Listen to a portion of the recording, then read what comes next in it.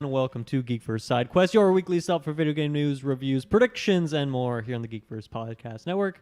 I'm your host, the snubbed indie, Dylan Muss, and I have with me two guests, Mr. Eggnog himself, Travis Snell. Oh, taking that big swig. That is a huge glass. That might as well just be the carton with how much eggnog you have. It's there. at least 25% of it.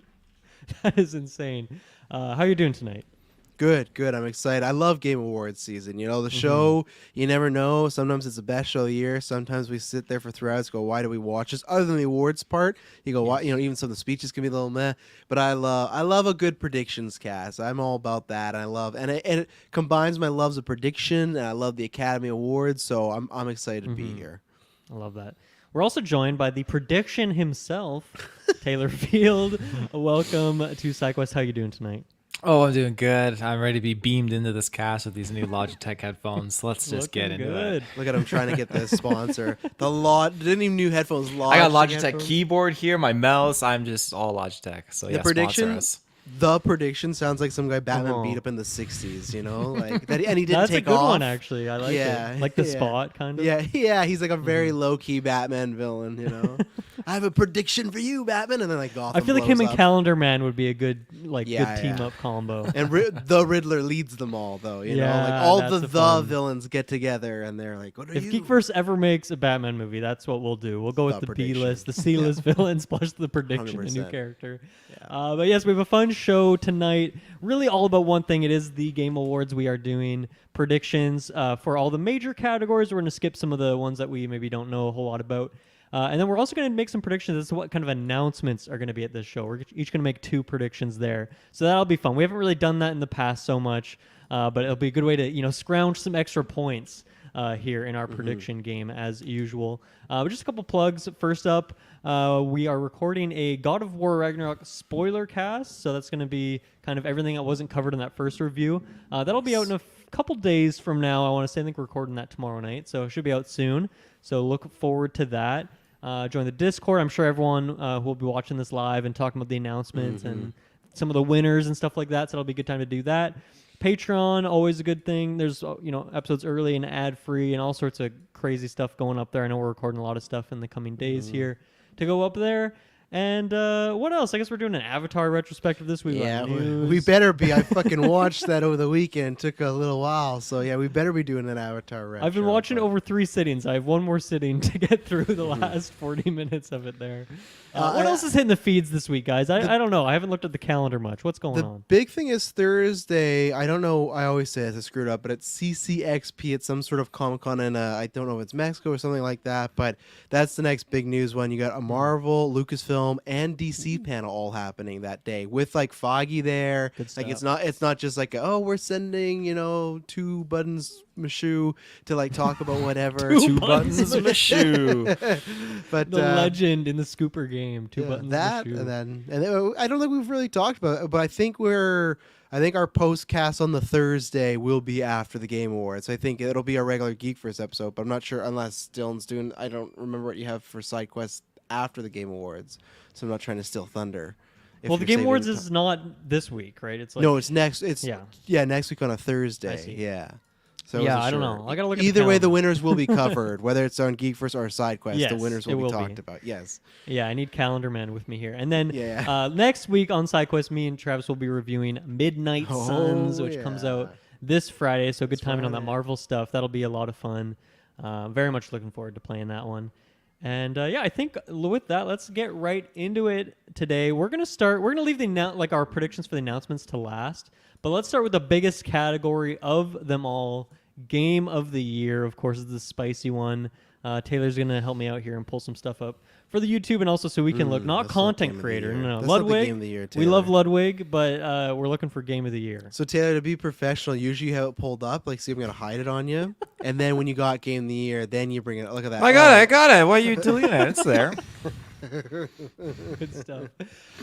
Game of the Year. Here are your 6 nominees: A Plague Tale: Requiem, Elden Ring, God of War: Ragnarok, Horizon Forbidden West, Stray, and Xenoblade Chronicles 3. So before we make a prediction, I just want to get your guys' take on this list here. I think Elden Ring and God of War were the 2 kind of guaranteed picks. I don't think anyone would have guessed that they wouldn't have made it in the nominee here. It would have been a bigger shocker if they weren't. Like something would have went wrong if they weren't.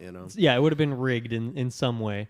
But yeah, Travis, how about you? You've played, I guess, just Elden Ring and Horizon from 50%. this list. Oh no, yeah, you're right. No, I haven't Close played to God of War. 50. It feels like I've played God of War, but I haven't. No, yeah. Yeah, but what do you think of this nominee list? Anything missing, or does anything feel like it shouldn't be here? I don't think anything's missing per se. I think that they had a strong front half, which even though you and I don't probably agree, I mean, like you and me agree, but not with the others as far as Horizon. I feel like Horizon is another big one that lots of people would have had in a third slot. Like Elden, God, and Horizon all to me were locks, just the way they were. And the rest to me were kind of spread out. And Stray is the one that surprised me because I've heard good praise, but I've also just heard people just kind of say like it's a fine game. Like I didn't feel like it's. Every once in a while we get those indie titles that I haven't played, but I hear universal praise. He'll hear Dylan talk about it, and then I'll see it around and stuff like that. Stray, I don't think I feel I got that this year, where I feel like there was so much being talked about. And same with Xenoblade, I feel like that had a very quiet release. Requiem, I know you made the joke that only you and Kirkland have really covered it in the games here, but like I feel like I've every once in a while I would see like someone share a clip or like it felt like a very much like an underdog sort of pick. So the top three, no surprise at all. I think that's like the bottom three to me. These were, I'm not gonna say to fill out the year, but maybe in that sort of sense of there's some other games that maybe disappointed this year as far as not being really mega good. Like even something like me and Taylor just reviewed it not too long ago. Like even something like a Gotham Knights, where there's a bunch of games throughout the year that people maybe were hoping could get to like a Spider-Man level, even of like, oh, you get that fanfare, a good action game, and that didn't really happen. There's some action games, but I mean more of just the very general audience, like a Jedi Fallen Order. That didn't really happen this year. I feel like all the games that were predicted to be good were, and then the rest that like I don't know how I feel about Stray, but yeah. Yeah, well, first of all, I want to actually kind of just do a little plug for Geekverse here, because of these games, Elden Ring, Plague Tale, Horizon, and this week, God of War Ragnarok, we have both a review and then like a spoiler cast breaking them down in depth. So we're covered here, and then me and Jessica did a review for Stray as well. Xenoblade is kind of the one whole, and so many times I had my finger on the button to purchase that one just because everything I heard about it, everyone who talked about it was like, this is one of the best JRPGs ever. This game is amazing. But then I heard, okay, it's 80 hours. I'm like, oh, okay, I'm not going to do it, even though I put almost that much into Elden Ring. But you want a new life? Buy Xenoblade. Yeah. I just didn't jump on it. But I figured that, to me, after Elden Ring and God of War, that was the one I expected next, actually, before Horizon, before these other ones. Really? That was my prediction as to what was going to be in the nominees here. Stray does feel like a weird one. It seems like in years that there are a lot of big AAA releases like this year, it seems like there's always kind of one indie that's dropped in there. Now, obviously, that's not how they pick them necessarily, how these things get into the nominee list, but it just kind of ends up being that way. Look at Celeste or Hades, the years those were nominated in the past. And then, I think for me, Plague Tale is the weird one in that I thought it was like definitely weaker than the first game, so I'm kind of surprised to see it here because I thought it was one just super under the radar. I didn't think it would actually like even be eligible for people, just not enough people played it. But then for people to actually somehow have actually played it and just aren't talking about it, but then they also think it's a game of the year contender, is like two things there that don't really add up to me. But I'm still happy to see it because it is a cool game. It's just for me not game of the year material. But how about you, Taylor? Anything missing from you? Maybe Call of Duty or anything here that you're kind of confused where's to see? the MW2 at? That's what I need to see. No, when I look at this list, I see definitely some very powerful contenders. My experience with some of these is limited, but then my insight into other ones just stems from you guys just praising these titles like Elden Ring and Horizon. So there are definitely these. Didn't listen to our review for Horizon. Yeah, you didn't listen. No, you guys hated it. No, I think we just we felt didn't it was like it. lackluster. I always say lackluster. That's the best way of putting it. Very I well-made see. game, but Has its moments. yeah. Elden Ring is definitely something that I want to get into. I just haven't had the time to actually like go purchase it and then commit to the hours to like invest into that game. But I really want to. Stemming from my knowledge of all these titles, like I feel like that's probably got like the biggest shot, and then Ragnarok is probably going to be like butting heads with it. Stray again is another thing that I want to definitely dabble into. I just think it looked like visually super pleasing as a game, but a Xenoblade, I know that it's got a following, but I don't know where it stands amongst some of these other heavy hitters. I would have just assumed that the top three would be like the Elden Ring, God of War, and Horizon Forbidden West, and followed by probably Plague's Tale, and then somewhere after that is Stray and Xenoblade, I'd say. So Yeah. Is that cat wearing clothes or a backpack? it's a backpack. Okay. Which The other- connects them to like a robotic buddy kind of thing so that Okay. they can like share thoughts with each other. And the other point I wanted to make too is when we're talking about just games that could have been here and whatnot. For me, also, I kind of forgot that it's not so much games that disappoint. It's also that I feel like one of these slots was probably meant for Starfield, but that didn't happen. You know, like I feel like there's a couple games from earlier in the mid-year where it's like, oh, it's gonna be here, and then it's not. So I feel like one of these games is like the Starfield didn't come out, so this is in there. Like even something to me, Hogwarts Legacy would have been that Spider-Man PS4, that Jedi Fallen Order, like that bigger IP game. But like if it was good, breaks out and becomes like, oh, everyone's playing this sort of stuff. So that I feel like a couple of those are maybe why you might see something like a Plague Tale, or even to me like a Stray and stuff like that.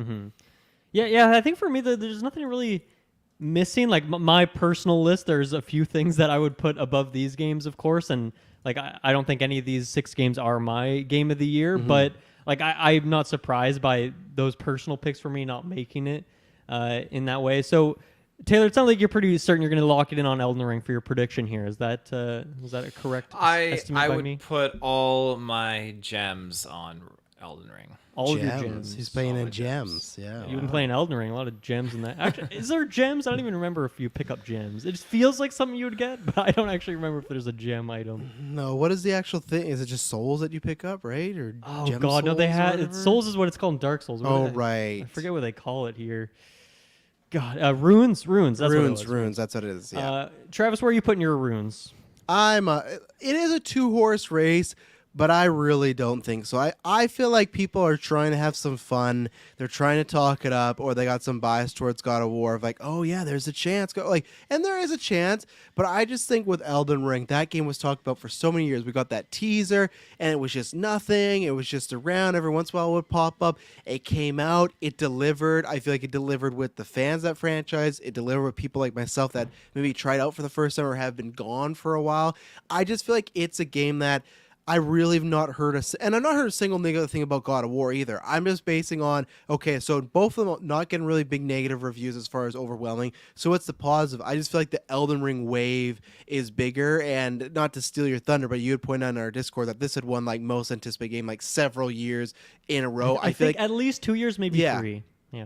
it hits that audience of voters. I just think it's because it delivered. Where God of War Ragnarok, it definitely did deliver because it's hard, not as far as I haven't played yet, but as far as like the warrant, as far as there's so many sequels that come out and don't match it, where it sounds like for a lot of people it did at least match the first one or is better, but I don't know if that's as good of achievement as making an open world Souls game that majority of the people just fell in love with. And I feel like that's the thing that pops up in memes and videos and look at someone play this, like you see Twitch streamers, oh, they beat it this way, they did this speed run, right? It just felt like a kind of a big moment. It reminded me honestly a lot of Breath of the Wild when that came out, like, and I was someone on the other side, but that just felt like a moment where everyone was talking about it. It was the conversation, and I think God of War definitely had the conversation this past month. But Elden Ring, I can't remember, someone in our Discord too had pointed out like, oh, it's been out for a while, but it's like that doesn't matter because look at stuff like Last of Us or the first God of War. They won and they came out both very early on in their years. So I think sometimes in movies the recency bias helps. I think in video games it's the reverse, where people have more time with the game. So I'm going Elden Ring.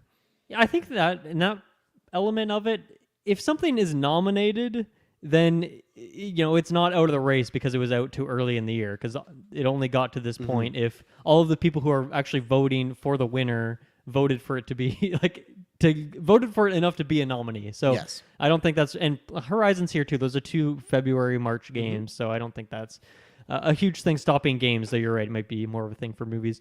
I think you guys nailed it, so I'm just going to agree with you and pick Elden Ring. I mean, I think God of War has a competition for other categories. So The GeekVerse official vote. Okay, there we go. We're gonna. What do if it we to- all don't pick the same one though, Taylor, in the future? Or is this just your pick? I will. Well, I guess this is my pick because it's under my profile, but Go So you're vote. picking very, this. very It's biased. You're picking this. This is not asking you what your prediction is. It's asking you what you want to vote for personally. So this is also your personal pick, is what you're saying. That is it. Elden Ring yeah. is your okay. game of the year. There you Yeah. go. You haven't played it, but just looking at that beautiful thumbnail has got you going. Oh yeah. Let's move on to best game direction. So this is, of course, there is kind of like a little bit of a 1-2 punch, and sometimes it's just game of the year and game direction go hand in hand. Other years, not so much. It's looking similar here, but a bit different. So we got Elden Ring, God of War Ragnarok, Horizon Forbidden West, Stray again. But instead of those other two, we got Immortality thrown in there. So have you guys heard of Immortality? Do you know anything about this game? No, I can't say I do. It doesn't look. At least that doesn't look familiar. Is that like the main, like promotional picture, like It the is. thumbnail? It Okay, is. so that's what you would get on the case when you buy it out of the store. Or if you download it from Game Pass, because it is Oh. a Game Pass title. And it seems like we've lost Travis here, so he'll come back at some point. He's tripping. He had too much eggnog. He has to make an emergency Yeah. stop in the bathroom. But I actually picked up Immortality last week, and by picked it up, I mean downloaded it from Game Pass. And I played through it. It took me about 4 or 5 hours.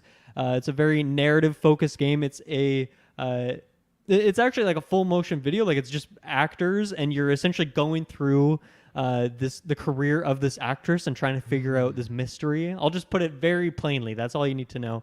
So it's a real oddball, I think, showing up here, and obviously not in the game of the year, but game direction. So I can definitely see where it's why it's here. I'm pretty happy for it, even if the game didn't land with me as much as it did with other people. But Taylor, any thoughts on these games? And if not, what's your prediction here? Well, I mean, vision and innovation and game direction and design. Yeah, that's such an Yeah. interesting title. I feel like this is a category where an underdog game could really thrive, like Stray. Again, I haven't played Stray, but I just feel like something like that and what they tackle, that's where you see the vision really kind of come forward. And the innovation, when you have these smaller scale games just try to really deliver a powerful, like aesthetic or narrative, or even just like the mechanics of the gameplay alone too. I don't want to say Elden Ring's going to take this, but I feel like it's probably got a high chance. When I look at God of War, I don't know if I see that coming in here. I think it's just in here just because it's God of War. It just came out. It's very popular, but I don't know if it's going to take the cake because I feel like vision and innovation will probably go to its predecessor title more so than this one. I think this is just a agree. hype pick. Horizon Forbidden West. Horizon. What exactly is the innovation and the vision there? That's a very weird one for me. The other four I get, but I know I'm a bit of a Horizon hater. I don't love that game, but like it does nothing like new or innovative, even from its first game, but even just within its genre, with its like narrative. That's a very weird pick for me for direction. If I had to put my money down, I feel like I could see top 3 for sure would be Elden Ring, Immortality, and Stray then. But I feel like I'm speaking based on my awareness. You could see Elden Ring and Stray, but I don't want to put Immortality out there. I could see it being a Stray and Immortality face off, but I don't know who's taking it. Yeah, you have to make a prediction. I'm gonna pop it on Stray. I love that you're clicking it. That's so good. I love it. That's a cool pick. I love that for you. Those are all great reasons. For me, I'm going Elden Ring on this one Elden too. Ring? Okay. I think for me, it's that like I just feel like within specifically the open world kind of genre space, people have been kind of bored with that lately. People, talk shit on icons everywhere and the game's just being too obvious where you need to go and leading you down the way. And so that's where I feel like Elden Ring in its open world design is incredibly innovative in just very simple ways, but then it follows through with what is a great open world that's also very fun to traverse and learn about this world. The game is constantly surprising you, things like that. So I'm gonna go with it for like that reason alone, just because of its open worldness is why I'm giving it game direction here over these other ones. I think if I'm surprised to see both God of War and Horizon because they just feel very sequel-y, and I don't really know what's so innovative about them, even if they are solid games. But But I think if it wasn't Elden Ring, I'd probably pick maybe Immortality or Stray. So I'd be with you there that the Sony games don't make a lot of sense for me in this particular space. So there you go. I'm gonna give mine to Elden Ring, and no one knows what happened to Travis, or maybe we do. Wi-Fi issues. Wi-Fi issues. So he'll be back. I at some definitely point. made that deduction. Yeah, that's a good deduction. I was going with eggnog. That was my prediction, but you are the prediction yourself. So, Taylor, let's move on to best narrative. Best narrative is going to once again see a lot of Very familiar familiar. faces: Plague Tale: Requiem, Elden Ring, God of War: Ragnarok, Horizon Forbidden West, and Immortality. So, once again, all of these make sense. Plague Tale making its appearance again. That is a very narrative-focused game. The oddball here for me is Elden Ring, of all things, because for all the great things that game does, the narrative of it has great world building. It has some great characters. It has some great moments, but it's hard to look at what Elden Ring is doing and call that like a narrative when the way these other games are kind of linear single player. Well, Immortality is not very linear, but single player focused games with very specific camera angles, lots of dialogue, characters, twists, things like that. Whereas Elden Ring is, very Soulsy. It's very weird and obscure. If part of the description of narrative said like world building, I'd be like, oh, okay, I get it. But if without it, I don't know. I mean, I think it does create a lot of compelling imagery and all that stuff, and it does create a great world, has some great characters, but it does seem a bit ill-placed in narrative, I will say. So I don't know where my prediction is going to go. Actually, you know what I do? I think for all these games that are doing great story stuff, I think God of War is just going to be far and away the best. Immortality, I think, is a bit of an inconsistent experience. At least it was for me. It didn't land as much as I know it has for others. And then I think God of War's story is just miles away better than a Plague Tales and Horizons. So I'm going to go with it in that way because it is a fantastic story. I don't really like the gameplay of that game, but I still played it for 20 hours to get to the end because the narrative is so gripping. So those are my thoughts. How about you? What do you think about narrative here?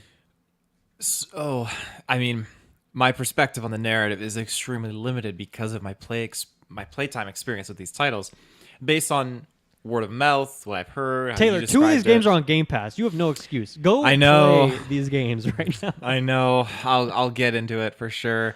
God of War, though, as far as narratives go, I feel like even without playing it, God of War would have just, for me, taken the cake for this because it's such a highly praised series for its narrative purposes, where you have that single player experience, but it being a very much an open world title like Elden Ring, I think the main narrative can definitely get convoluted, and that's based on my previous experience with open world titles where you can definitely drift off the path of the main narrative storyline with all these other things incorporated. And not to say that that's a flag against it or anything by any means, but one cohesive narrative storyline like I'm sure God of War Ragnarok is delivering, I think that definitely would take the cake, especially because it's a returning franchise after God of War 3 and they came back with its predecessor title, and now this one. I feel like they're still fresh on this new trajectory for Kratos, and I think that's very enticing.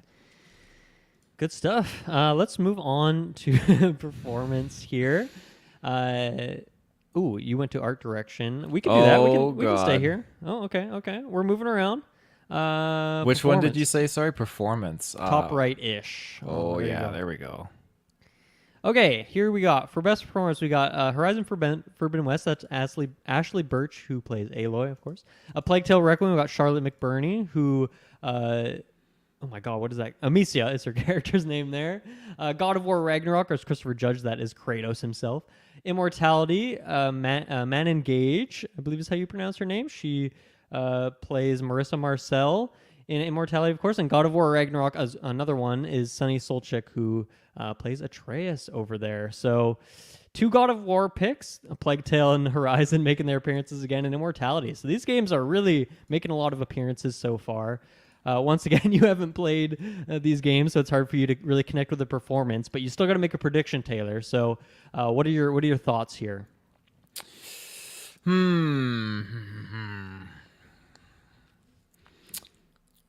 Voice over acting, motion and or performance capture.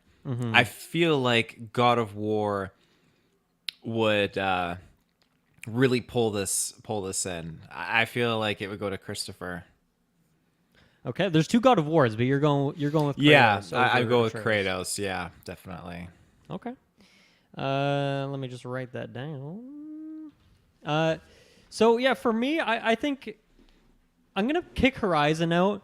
Ashley Birch is great, but I feel like one thing that me and Travis were quite I'm not gonna say negative, but we weren't as happy with the game as other people. But I feel like almost every review I listened to, people were so pissed off because how much like Aloy just talks randomly. She just like narrates every little thing you do. Like, oh, I better pick up this gem, or oh, that's going in my ammo.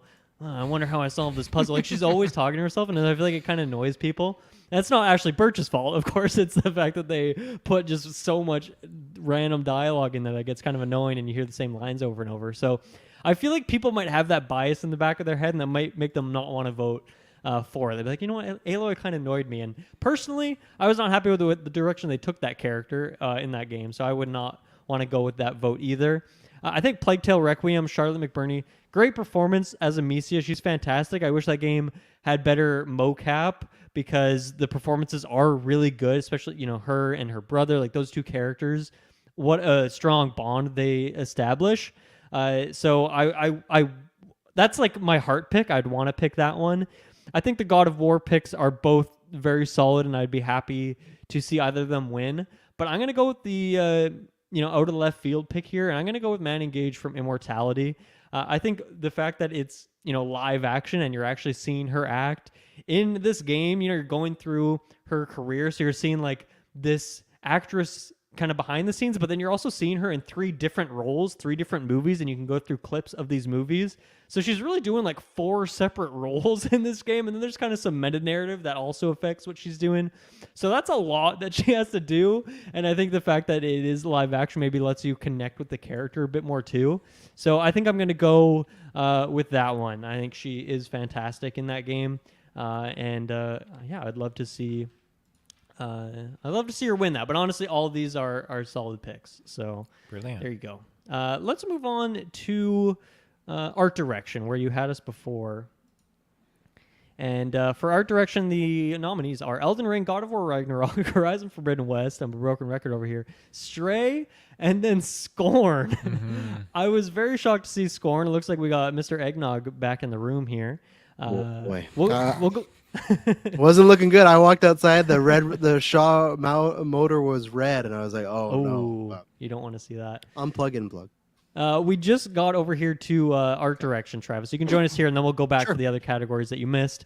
But yeah, I was just saying, Scorn, I was not expecting to see it anywhere, honestly. I just felt like the impressions of that game were not too hot, but it did have a very, I'll say, powerful art direction, just a very gross game, obviously very intentionally, and so I'm glad to see that they got some praise here, and the rest of these games are all beautiful as well. So throwing it to Mr. Eggnog himself, he's back here. So what do you think about art direction here? Anything that you think should have been here, shouldn't have been here, and what's your prediction? This is a tough one because I think they all should have been here from even the games I haven't played, what I've seen. This one, I feel like, of course, it's all subjective, but I just feel like this feels close to like comedy, where it's like, what do you find artistically, great here? Because I feel like Elden Ring, you can go based off its designs, right? But at the same time, it's not like Elden Ring is like the most prettiest looking game of all time. It might be a pretty in that Souls like kind of genre, but to me, something like Horizon, if you're just going off that, beautiful looking game, stunning stuff like that. So that's why I feel like I'm gonna meet somewhere in the middle, and I feel like I'm gonna give it to God of War. I feel like because you got good creature design, world-based design, but then it's also just like beautiful to look at. Where Horizon, I feel kind of at times would be not all the places, but a little samey to the first one, just in some areas. I don't think it stood out enough. Stray is an interesting one. It looks again, this I feel like kind of just feels like the last one they needed something, because I've seen like, oh, it looks like a cute game, but I haven't played it, so maybe it has that. And Scoring, kind of what you've said before, again, I haven't played it, but it feels like from what I've seen, it's very striking imagery. Maybe Scoring gets it because maybe it's not going to get much elsewhere, so maybe they go, oh, we'll give it to that. But I'm going to go God of War Ragnarok. I think Ragnarok is going to win a lot of more technical awards, while Elden Ring's one of those bigger ones. So fair point. Taylor, how about you? I am very surprised to see Scorn in here. It's something that is definitely on my curiosity playlist to kind of dabble in because I've seen how Curiosity. gruesome it is, but it's something that I really did want to kind of dabble into. I'm pretty sure it's on Games Pass actually. It is. What's your excuse, Taylor? I I'm have gonna no grill you all excuse. night. You've I had so know. much opportunity to play all these games. I know. It's right there in front of you. That's what happens when they drop a Call of Duty. It just steals me away. Scoring came out like 2 months ago. Steals me away. I've been thinking Steals about me the whole away. time. Technical achievement in artistic design and animation. I feel like I would probably give this to God of War. I mean, looking at these thumbnails too, I look at God of War like, damn, that is a complexly detailed thumbnail. I love the attention to it, the depthness to it, and I feel like that is reciprocated into the game as well. I mean, I've seen gameplay for the game too, and just it looks gorgeous. So there's definitely no lack or shortcuts that they've taken in that title. So I think that's definitely got it. Elden Ring is definitely, it looks great too, and Horizon is definitely like a visually aesthetically pleasing game. I think you're right, Travis. Stray was definitely like, hey, let's just kind of maybe pop this in here. Well, it is beautiful. I don't think it's on the same echelon as some of these other titles. No. So There's a couple areas in Stray that are very, very beautiful, but I think maybe the in between areas, nothing too special there, I guess. This one's tricky for me. First of all, part of my nickname here today, Snubbed Indie. This is one of the categories that I'm like, man, there's so much stuff missing here. I think for me, like Tunic, oh, such a beautiful game. Where's that? Trek to Yomi, Grounded, it does not appear once. I don't know if that's some weird thing because it was like early access and then like technically it went 1.0 this year, but it came out previously. But it's like that game is so good looking. Signalis, Serial Cleaners, another couple great looking indies. TMNT looking great as well. Mr. Eggnog's Wi-Fi's not doing so great tonight. So I'm really struggling with this one. I think I'm gonna take Horizon out of the race just for popularity's sake, even if it is as good looking as the other ones. Scorn and Stray have their value, but I think it's going to be one of the big two again. And I'm going to go the opposite of you guys here. So this could be a risk. When we're getting down to the breaking down the points when this thing's going down live. This is where we could split roads here. But I'm going to go with Elden Ring. I think when people think of that, they'll think of walking through Limgrave and just how beautiful those fields are. They'll think of some like the Lake of Liurnia when you first walk out on that cliff and you look out there. When you go up the lift, some snowy regions, I'll say Caelid, how weird and creepy it is. The castles, the enemy design, there's so much amazing stuff going on there that I'm just going to give it the slightest bump over God of War and Horizon Forbidden West. So Yeah, no, I agree that that would be my pick of who I want to win, but playing the numbers game, and I got a pretty good record when it comes to Game Awards. I got to keep it there. But yeah, Elden Ring is just it's something else. So sounds good. Should we go back a couple categories so Yeah, you let's can go catch up back. with us, Travis? So let's go back. Any one of them, great See what game happens. direction, narrative, or performance. Taylor, whatever one you see first. So yeah, Travis, go ahead. Just Really? share your thoughts. Also, I was asking this, but then you glitched out before. Immortality. How much do you know about immortality? just heard about it now, Dylan. Just heard about it right now.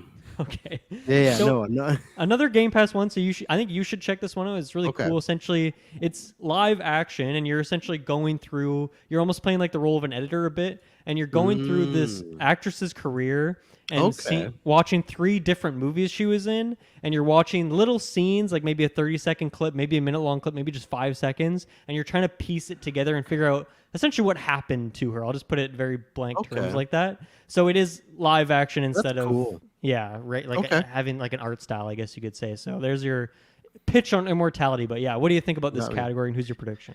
Well, I famously for many years had pointed out that they always split them. They always did like someone did the best game and then best direction. They did that for quite a while, and I can't remember where they are in the algorithm right now doing it. But then I felt for a few years they got off. I think the last time we got that was they gave Hideo best game direction, and I think something else won for game.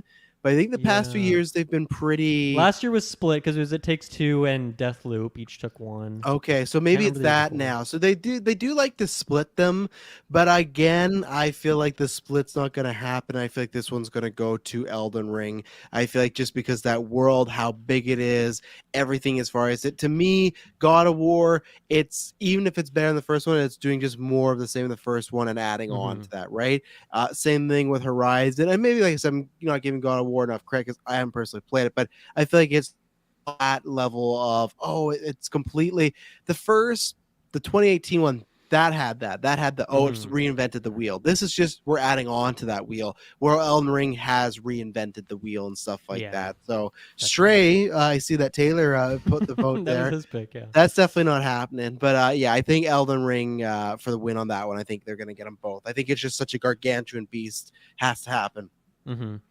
Let's move on to performance or narrative, Taylor. Okay. Taylor's pick was God of War. Mine was as well. Do you agree with us, Travis? Or are you going? Yeah, elsewhere? it shouldn't be Elden Ring. Elden Ring really shouldn't be in there. Like Elden Ring's fun and all, but like it has no story. You make the story. Like it's just like there's minor snippets of a story, but it's like you just I don't know, seeing some deleted scenes off a movie, like, oh, that's cool. That like it's Elden Ring is someone describing a movie to you. Horizon, same thing. I don't even think that should really be on there. I thought the story was fine, but they didn't also talk about how Aloy was just fine with massacring everyone, so that's all right. So really, the other ones are just like they're just kind of fine stuff. I've not played Immortality, but I just feel like I haven't heard enough of these about their story, so I think this is God of War's award to lose. I think this is a lock, even more than the other ones as far as for me narrative stuff like that, or sorry, direction, best game. God of War, that's the bread and butter for that. So yeah, sounds good. And then over to performance. Once again, a lot of the same old stuff here. But what are your thoughts here? Oh wow, the same old stuff. Yeah, it's tough because you're not wrong when you say same old stuff here. As far as I feel like this year, there's a lot of similar stuff happening. I think it's just you just give it a judge. I think he won the last time because you got that boy moment, and like he does bring a lot to that Kratos character. So I think that's the safe bet. But I don't think this is the year of performances for gaming. I think there's other years that have been very much like. Well, you gotta play Immortality because that's a good performance. Right? Yeah, and that's where I feel like that would probably be, if it's live action, would honestly probably be live action mix, like probably a bit more, hey, this should do, and you get someone new in there, something different. But I think just God of War has the hype. So yeah. Sounds good. Okay. Let's cruise around then over to score and music. This is another one for me where it's like, this is snub city right here. Once again, Tunic. I've probably listened to that soundtrack like 50 times since me and Taylor reviewed that game. That is one of the very best video game soundtracks of all time, and it is not here. I should read out what is actually here. Plague Tale Requiem, Elden Ring. You can tell I'm heated about this. God of War Ragnarok, Metal Hellsinger, which is kind of a rhythm sort of game, which I think is one of the reasons it's here, by the way, in case you don't know what that is.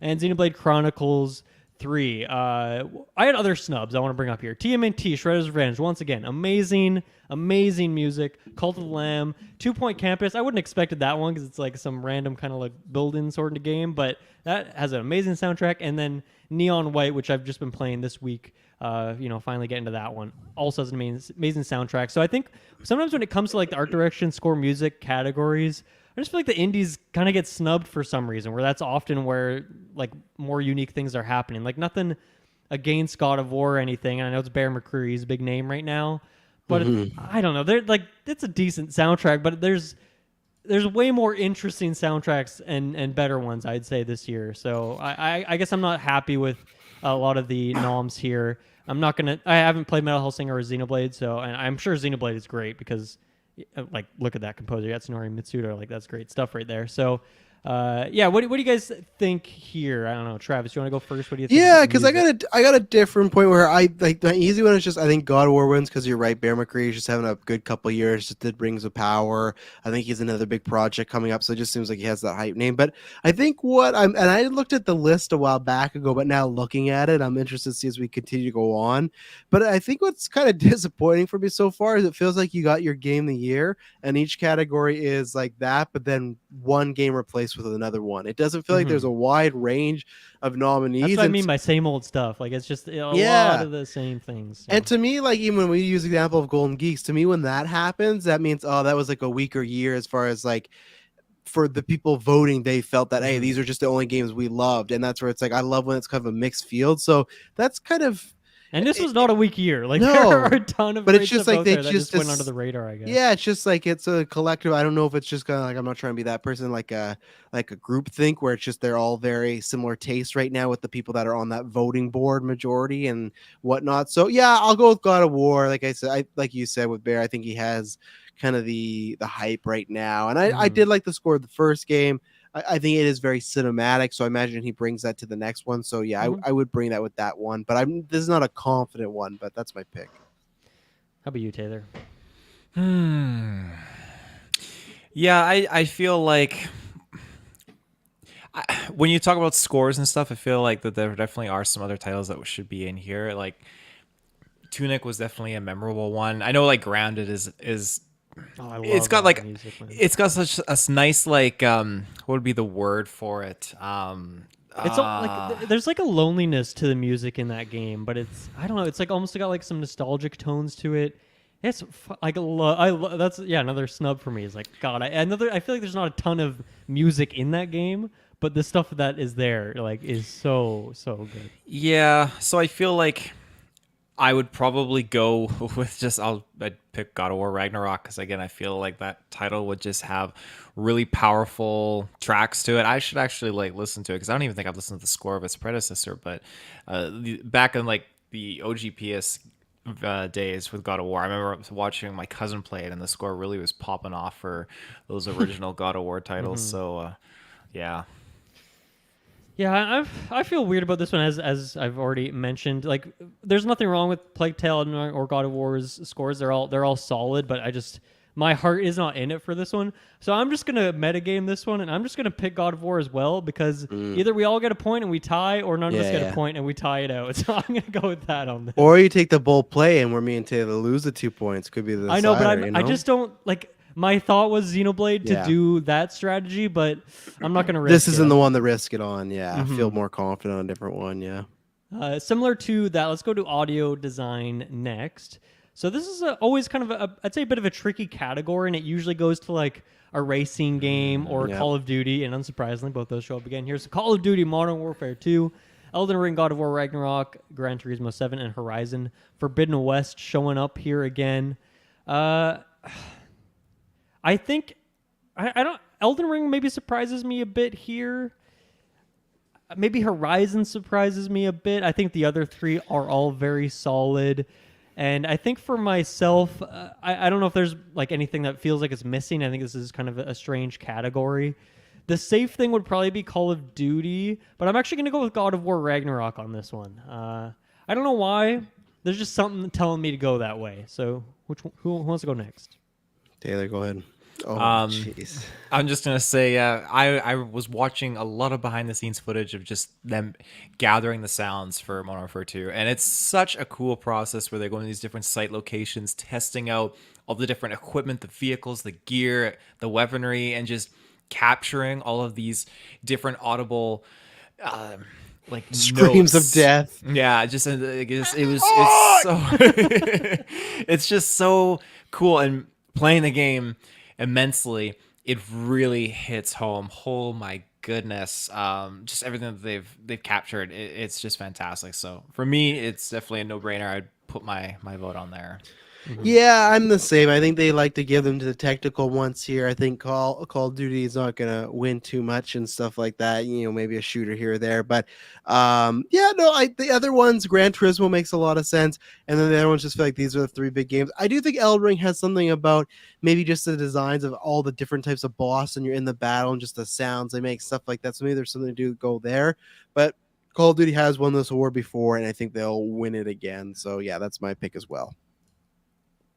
Sounds good. Let's move along then to the indies. Let's go with best indie first, and then we'll go to debut afterwards. So best indie game, Cult of the Lamb, Neon White, Sifu, Stray, and Tunic. I feel that this is always a category where there's so many great indies that come out, and naturally a bunch of them are going to go under the radar because they do not have a big publisher.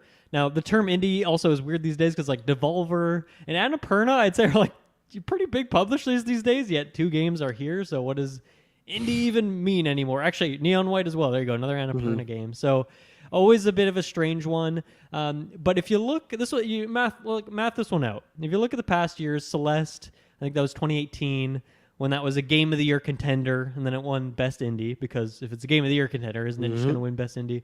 Same thing happened in 2020 with Hades, and I don't know how anything else could happen this year. I think if Stray is here, and it's already been in 6 or 7 categories, including Game of the Year, I don't know how it's a Game of the Year contender, but not Best Indie. It just doesn't make any sense to me. So even though it's not my personal pick here, it is probably my second, maybe third favorite indie on this list. I've played all of these. I think my personal pick would be Tunic. I fucking love Tunic, but I think it's got to be Stray. Yeah, I can't say much more because Dylan took exactly what I was going to say. That's the same thing that they do the Academy Awards. There's always one animated film, sometimes, or a foreign film, and if they're in their other respective categories, they always win, and the same things happen here. So, because I just feel like it would be very strange if Tunic were to beat Stray, because you'd be like, then why wasn't Tunic in the game? You know, could be a sense of, oh, yeah, people didn't like vote enough, this and that. But yes, I think Stray will get the win here. The deduction speaks for itself. Stray, the 3.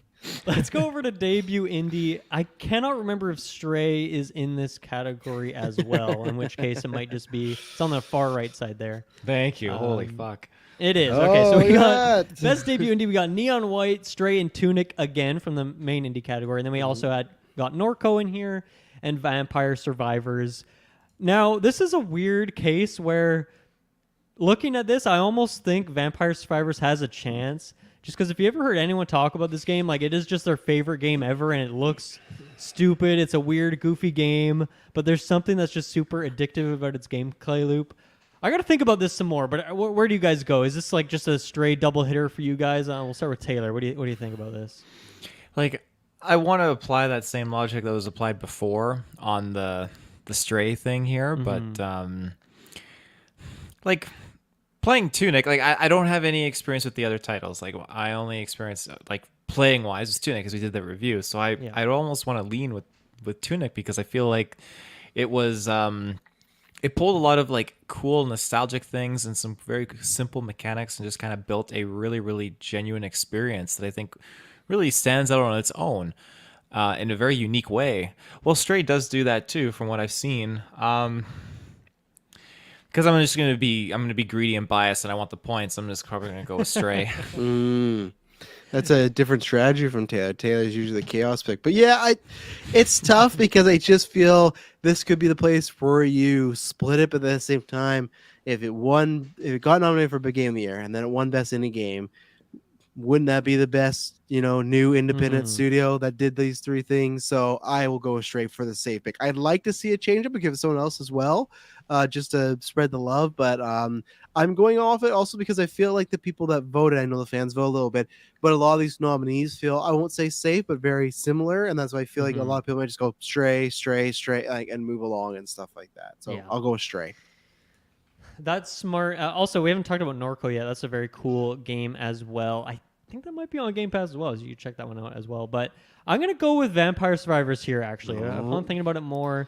And I think for me, I'm going to go with the factor that I'm pretty sure that game is made by one person. And I feel like that might hold some weight when it comes to indie studio. And I think, when it comes down to it, so many people just love this game, and there's not maybe other categories that makes sense to put it in because it is such a weird niche thing. So this feels like the one category to really raise it up. So it's definitely a risk. I think Stray's the smart pick, but I'm going to go with the weirdo pick on this one and pick Vampire Survivors. Moving along, we're going to go with best mobile game here. So usually I have not played any of these games, but there's one here that has got me. It got its hooks in me. So we got Apex Legends Mobile, Diablo Immortal, Genshin Impact, Marvel Snap, and Tower of Fantasy. I've never heard of Tower of Fantasy. I've looked at this list before, and I saw that at some point, and it already had passed me by, and I feel like I'm just seeing it for the first time here. So, tricky category, right? You got your Apex, you got your Genshin, which Genshin's been out, but maybe it just came out on mobile. Maybe this is some ongoing thing. I don't know exactly what's going on there. If you ask Jessica, I'm sure she'd tell you Diablo Immortal is the best mobile game of the year. I feel like Marvel Snap is one that's able to grab a greater audience than usually mobile can. And for that reason alone, I think I'm going to pick it, where maybe maybe certain outlets in other years would just like not vote. Like, as if you don't feel like you have enough people to say pick the best racing game, you can just abstain from being like a judge on that category.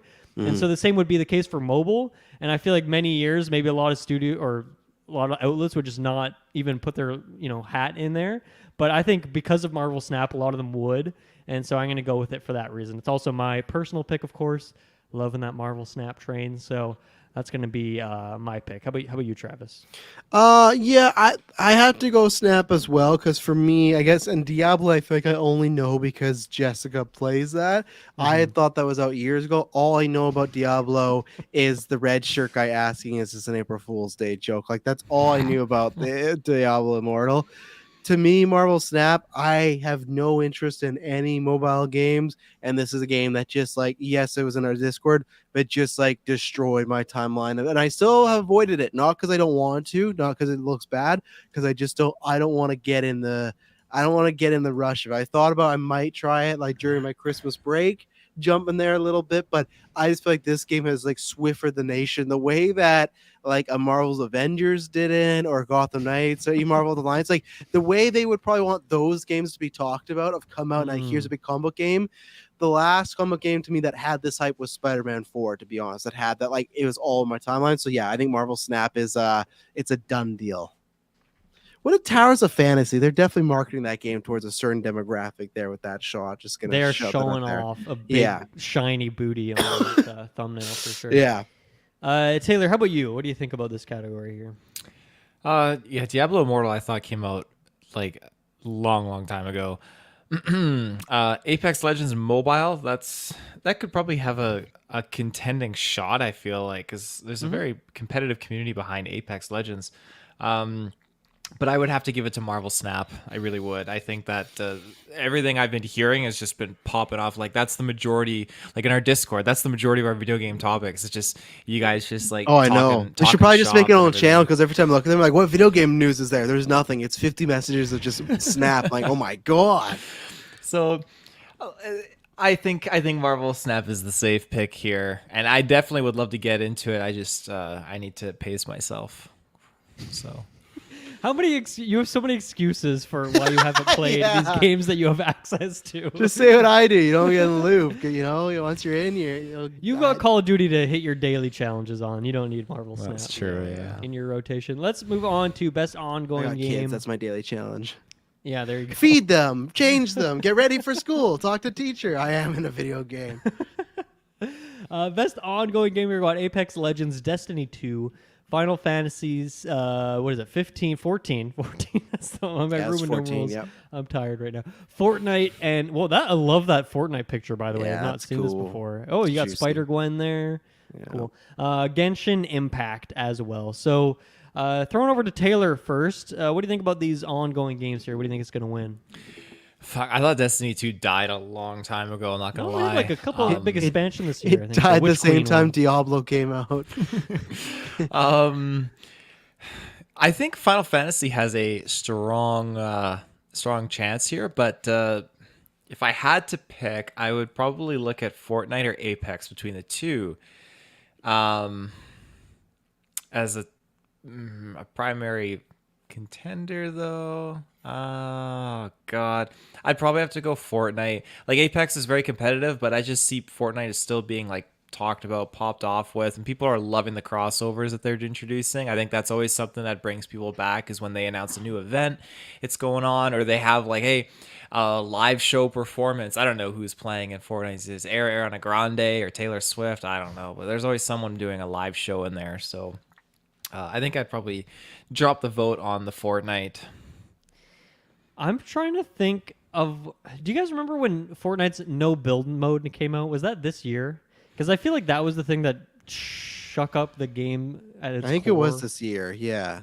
Because if that's the case, I'm going to go with Fortnite. To me, that seems like it was actually a huge evolution for the game, which already had like insane amounts of momentum, and that got people to get back in, and people who were not into that gameplay loop were now into that gameplay loop, plus all the crossover and stuff. I think this is a tricky category, though. I think Destiny 2, Genshin Impact have a good shot here, but because of the no build mode, I'm gonna go with Fortnite.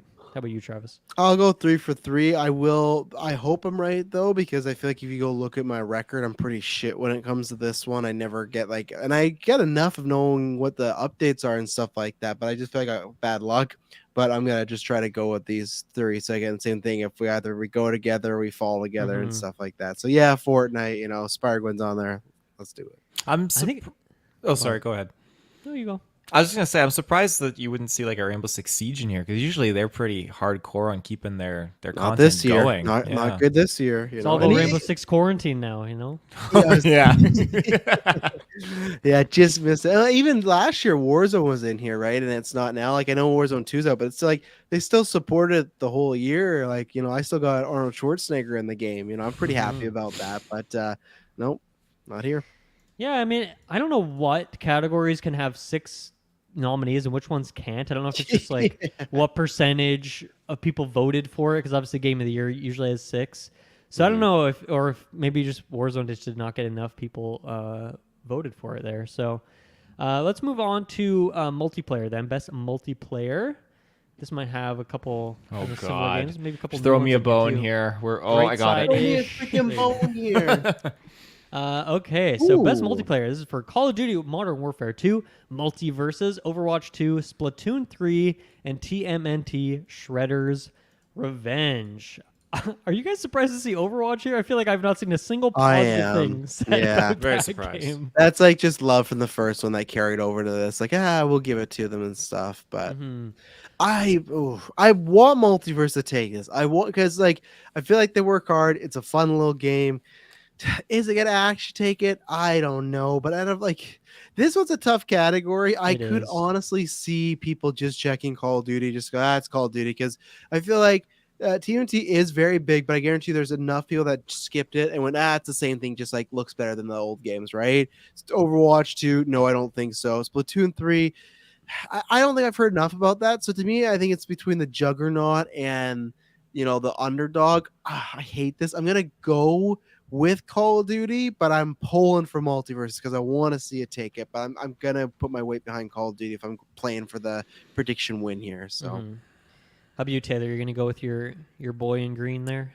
Well, to work my way up, Overwatch and Splatoon, haven't heard enough about them to see them as being reasonable contenders here. I've played Shredder's Revenge and it was really, really fun doing the multiplayer, but again, I don't think it's a heavy hitter enough to kind of square up. All I've seen, and maybe it's just biased because it's our Discord, but just people are popping off talking about multiverses, super excited about the DLC, characters, all that kind of stuff, updates.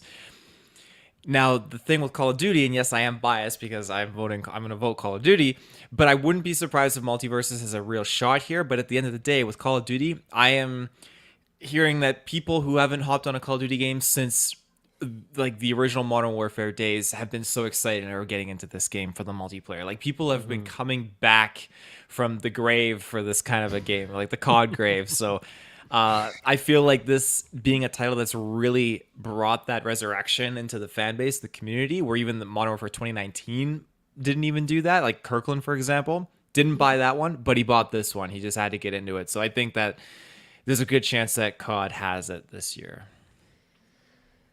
This is a tricky one for me as well. I think you made a good point on TMNT, really fun game, but I don't think it's necessarily the multiplayer that elevates it.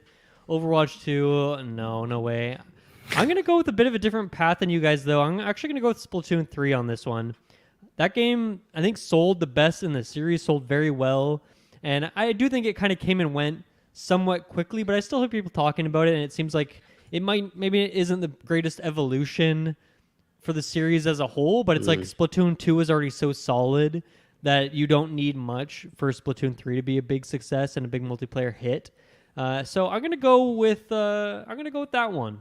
This might be, where we split up a bit because we've picked a lot of the same things so far. It's gonna be a very tight race, I think. Oh yeah. Normally we go very opposite, but I think this is one I'm feeling pretty good about, Splatoon 3. So I completely forgot to do any breaks. So we're gonna do our first ad break right now, and we'll come back and get into some more categories. We are back. Next up, innovation in accessibility. This one might be a bit tricky because it's not necessarily something that we are looking for when we're playing games. I usually look through the options, and I know Sony's kind of renowned for these kinds of things. But here are your nominees: As the Dusk Falls, God of War Ragnarok, Return to Monkey Island, The Last of Us Part 1, and The Quarry. Taylor, Shout out did to the you Quarry. Yeah, did you bump around in the options at all? The Quarry. I'm curious what kind of accessibility stuff it's doing that is getting it in this category here. I'm trying to understand this context here. Players Recognizing that are some- like in need and like maybe that have like special capabilities that may need something like that, hearing issues like that sort, like it makes the game easier for everyone to play that have accessibility problems. Okay, I Yeah. see. When it comes to the Quarry, I'm trying to think what they would have had that allows Yeah. that. I mean, maybe being able to play in the same like couch co-op, but I can't see that being really an accessibility feature. So it's the same people that made Until Dawn, right? And there is a with this game, is there lots of you got to make a decision like really fast? Yeah. I wonder if that could be an accessibility thing that you could turn on to slow that down, because if somebody has like just like, you know, limb issues or something like that, and they might not be able to be quick on a draw like that, you kind of suck if your choice is taken away from you at every point, right? It's just like, oh, because you're not fast enough, because you might not have the physical capabilities. I don't know if that's what it is, but I wonder if it could be something like that, of slowing down your choice to, okay, what do you really want to do here? Because of course it's about the snap play, but I think people would rather like have some fun with it. But I don't know. I'm just trying to think of what a game like that could provide. So Yeah, it's I'm gonna look it up. interesting. Yeah, and I mean, one thing to note about this category has like a special accessibility panel that's voting on it, so it's not going to be schmucks like us that just vote for random games that we played where it's like, oh yeah, I could make the subtitles bigger in this game, so it's great accessibility. Like, it's experts who are doing this stuff, so it will be, you know, pretty well thought out here. But what do you got there? To start, this is from the never heard this website, the SIP website. I don't know, but anyways, to start, the core has a bunch of options to go through, including HDR UI level, some minor audio slider adjustments. There's a subtitle area that has an impressive number of options as well. You can choose your subtitle type from subtitles only or include closed caption, the size of them, the opacity of them. You can also enable the speaker from to label, enable, and a dyslexic option. You can assign colors to the words and stuff like that. In actual gameplay, we were sent subtitles to get a better understanding how to be presented, in addition to screenshots, stuff like that. So it just sounds like a bunch of like minor things. There's nothing about, I guess they said controller remapping, but that's what it is as far as visuals, reading, stuff like that, colors. So yeah, and I think, I mean, Sony games are notoriously like very good at this. Like, this is a big push that they're doing. I guess just as like a publisher, like it's almost like a requirement for all their studios to have great accessibility options, which is good. It's amazing. Everybody should get to And play games. So exactly. And God of War Ragnarok, you can turn Kratos into a giant pink beast if you want to make sure you can always, if you have like poor visibility, you can just make him a giant, you know, pink waypoint essentially. awesome. And the enemies, make them all bright colors, do whatever you want with the subtitles. So that's cool. And I think Xbox is getting there too. So when I look at a game like As Dusk Falls, I know that there is some good options in there as well. Monkey Island's one I don't really know about. Haven't heard it talked about in this way. I think because of its notoriety, I'm going to go with one of the Sony games, and I'm going to go with God of War just because I did bump around in that menu, and there is a fuck ton of stuff in there. So I think it would be a good pick there. I know I changed some of the tech stuff around to be better for even my uses, and I don't really need that stuff. It's kind of all bonus. So that's my pick. How about you, Travis? I'm gonna join you with the God of War because you sold me on the pink Kratos and whatnot. I'd have to look as Last of Us to see what they're doing as far as that, because I think know you can play Last of Us if you are completely blind. Like, they really are so My far with goodness. accessibility that you can play it like that. That's insane. So I know that that was a thing for part 2. So I don't see why part 1 wouldn't be the case, because I think they use the same engine, right? Well, They yeah, kind and of this is the remade it. remake, right? So Yeah. make it better. So you know what? In honor of my third born, I'm gonna give it to Last of Us. I'm gonna change it up on the dime right What if there. I just lied to you? Well, you I know, totally but- forgot the name like connection. I was thinking like, is your Your third daughter's not blind. I thought that was the connection. No, we're going no, for. no. Again, Emily likes to think that we talk about that's Ellie from Up, but no, Ellie is for me from Last of Us. I was playing the second one. That's why I was like, this would be a great name, and that character means a lot. So yeah, I'll throw it on there. Let's have some fun and divide it a little bit. What about you, Taylor? I think you sold me on that, Dylan. Just your description of the God of War mechanic. I think that's pretty fantastic. So I'm gonna pop my vote on there. There you go. Sounds good. And next up is going to be best RPG. So this is going to be a fun category. A couple new contenders here. Oh fuck, where are we at? Oh god, I don't see it either. Where is it? It's not a thing this year. Are you looking for RPG or role playing game? Because look for role playing, that might be better for you. Oh yeah, that's what it would be on the far left there. Role playing.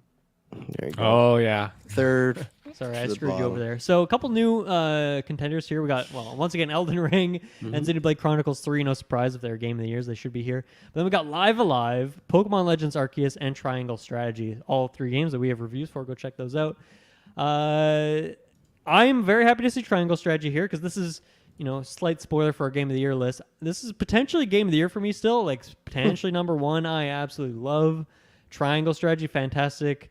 Strategy game. I'm not too shocked that it didn't appear in many other categories. I think I was definitely an outlier in how much I particularly love that game and what it's doing. Xenoblade Chronicles 3, Elden Ring, Live also has a ton of buzz. People really like that. Yeah. Pokemon Legends is maybe a bit of an odd one. I don't know if it's the RPG element that people go to that game for, but still, good for that, for making it. I'm actually going to go with, Elden Ring is maybe the easy pick here because it's Elden Ring, but I'm actually going to go over to the opposite side and pick Xenoblade Chronicles 3. Oh. I think just in terms of those RPG elements, like that, like building your party and stats and gear and different characters and consequences, all that stuff, I feel like Xenoblade Chronicles is more of a traditional RPG in that way, and it's just super good at all that stuff. I assume. I've not played the game, but just, once again, from all that buzz I hear. So my personal pick, of course, Triangle Strategy, but I'm going to go with Xenoblade Chronicles on this one. I'm going Live Alive because, at the beginning of the year, I was like, what the hell is this game? I had to ask Dylan, but I remember when the embargo lifted for that game, I just saw nothing but praise and a lot of people even shouting it as their game of the year, which for a game that I thought, what is this title? Don't really know much about it. It had like a mini wave there. So that's what I'm going to go with. I honestly think Elden Ring could pull it away too, but my kind of hope is that they kind of give love to some of these other games in these other categories, especially if Elden Ring is going to get even if it gets like game of the year, direction of the year, it's okay. It doesn't need all of these. It could happen because sometimes it's just the easy vote of, I like Elden Ring there. And plus, people might still vote for Elden Ring there because they might worry it's losing to God of War. So they might go, oh, well, I want to win something, right? So we've seen that many years where games just don't win almost anything and they're massive titles. So, but I'll go Live Alive here. Sounds good. How about you, Taylor? What do you think about these games? I would really like to put my vote down on Pokemon Legends, actually. Why but is that? I'm curious. I'm curious why that is. I feel like Pokemon Legends was just really kind of diving headfirst into more of that role-playing kind of era for Pokemon, just with the open world and like even like catching Pokemon and how you interact with the Pokemon. I think this was the game where it really transitioned from our previous kind of staple Pokemon titles. People that I know that I think that indulged in it enjoyed it, but I don't know if it's like, again, a heavy enough hitter to compete with some of these other titles. That's the thing. When they say including massive multiplayer experiences, that's where the kicker is, because I don't know much about any of these other titles' multiplayer experiences, but I'd still particularly lean to Elden Ring just because I feel like that maybe is the cop-out answer. It's the safer one, and so if I'm going for points, I'll probably put my vote on Elden Ring. Okay. I like that. We all have a different pick on this one, so that could be a big decider there. Good stuff. Let's move on to Best Sim/Strategy. That's kind of right in the center there. There you go. Best Sim Strategy, we got Dune, Spice Wars, Mario Rabbids, Sparks of Hope, Total War, Warhammer 3, 2 Point Campus, Interesting to see that one there. And Victoria 3. I don't know anything about Victoria 3. No, it looks like Hogwarts Legacy from over here. Yeah, it seems like maybe one of those kind of civilization Yeah. sorts of games. But wow, a lot of weird kind of picks in here. Weird in that we have not seen any of these games yet. So these are first appearances for all these based on at least the order that we're going through these. Yeah, and I think this is one for me where it's actually a category I've not actually played a ton of this stuff. Played 2 Point Campus and Dune Spice Wars. But even those I only played for a handful of hours, not a ton. So I don't know. I got to think about this one some more, but I'm going to throw over to you, Taylor. Any thoughts on these? And do you want to have a prediction here? I'm honestly going to go with Total War Warhammer 3, just because Alright. from things I've heard from like Kirkland, just kind of praising this. Like I've heard nice things about Dune and Mario Rabbids Sparks of Hope. I feel like that one's still like quiet. I haven't heard a lot about it. Well, I've seen like some pretty cool like gameplay for the game, and it's definitely a huge improvement from the first one. So they're definitely doing great things with it. I don't know if it's definitely going to be winning this just because Didn't it's do got much the for me in the Mario draft. I'll tell you that title. much. No. And yeah, 2 Point Campus. I've never played it. Victoria 3. I'm not sure what that's about, but I'm gonna go Total War Warhammer 3. What do you think, Travis? Yeah, I'm the same. That's where I was going to, just based off hype, pouring out for Kirkland. But yeah, I don't think any of them bring the chutzpah that this one has brought. I feel like these games all have their audiences, stuff like that. But yeah, I think Warhammer 3 is the safe bet. Okay, I'm gonna go with Mario Rabbids. Actually, I think I've heard pretty good praise on that one. People seem to like that, and I think it's maybe more accessible of a strategy kind of tactics game than even that genre or the other games on this list. I mean, 2 Point Campus is pretty easy to jump in there. I think for me, Total War Warhammer, Kirkland has talked about that, but specifically the second one, I feel like if you see what Kirkland's playing on Discord, 1 week after Warhammer 3 came out, he was back playing Warhammer 2. So I don't know. I don't know if that was the evolution that fans wanted for that series. Maybe he's an outlier, of course. I love that image, by the way. If we're picking image, I'd go for Warhammer, but I think I'm going to go with Mario Rabbids on this one. Speaking of Mario, let's go over to the best family category because that's usually just the best Nintendo game of the year. That's right next to it. Elden Ring. Yeah. We got Kirby and the Forgotten Land, Lego, Star Wars, The Skywalker Saga, once again, Mario Rabbids, Sparks of Hope, Nintendo Switch Sports, and Splatoon 3. Taylor, what do you think about seeing Lego Star Wars here? Does that get you excited? That does. It's a bit of a surprise, but like I would pick it for myself, but I don't think that's necessary. Is that a Well, good family game? Do you play co-op in that? there is co-op. Yeah. Did you play the co-op? I did play the co-op with Madison. Yeah. Did it crash on you guys? I know it crashed for someone else here. It did not for me. The first level Dylan's game we didn't have played. co-op. Crashed the first level. We never played it again. Well, I played it more after that. But I hate to see it. Do you think it's gonna win, or do you go somewhere else? Like I honestly I feel like I could see Kirby and the Forgotten Land winning for some odd reason. I like my bias pick would be Lego Star Wars Skywalker Saga, but I feel like just the degree of hype that just kind of simmered off when it just was delayed, and it finally came out. I don't feel like best appropriate for the best game. Well, maybe I'm misreading the category here. For the best game appropriate for family play. So this is just picked on what the judges would deem is the best for a family to indulge in. They don't do that. I don't think so. I don't think it really they- depends yeah. on the person, right? It's like Yeah.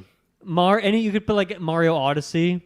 Is that really a family experience, No. single player game? No, but it would still like win this category. I might be wrong, but I think it won. To that me, year. it's games that kids could play that they feel is the best of, in my opinion. That's what I think they vote on. I'm gonna vote for the Nintendo Switch Sports. Whoa, Then. If it's family interesting. oriented and stuff, then I feel like a kid's gonna get in there. They're gonna play the badminton and think I'm the bee's knees. I'm beating dad left, right, and center.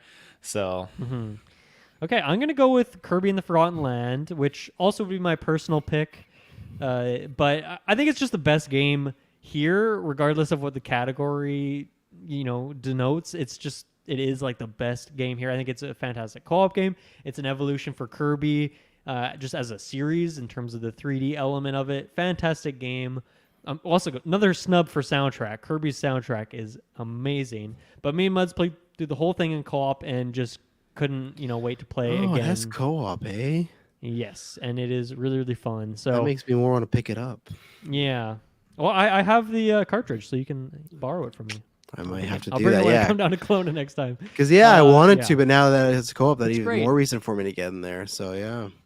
What is your pick going to be there, Travis? Well, I'm going to spice it up. I'm going to go Mario plus Rabbids Sparks of Hope. Ooh. We're going to get all three different ones here because Love I it. think that's just they're going to vote for what game they've played the most in this one, and I can see a lot of people skipping them other ones. There's a chance Lego could sneak it out because Lego always does, but I feel like I've heard from more than enough people mixed reactions from Sucks. Lego, which to me, when it's like it's been in development for that long, and it's just the fact that it's Lego, who usually has such a good bar of quality, the fact that it's just even here a minor few things, it's like I don't think that gets it the win, but you never know. But yeah, I'm gonna go Mario plus Rabbids. That's what I'm going with. So this could be a deal breaker right here for one of us.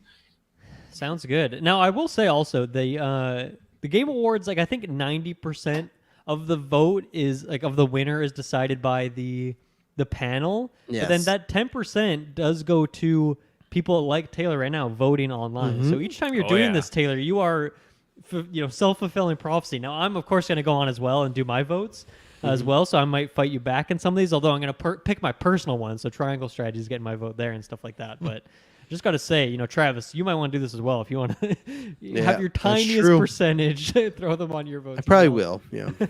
Let's move over to Best Action Game. This is going to be on the far rightish side there.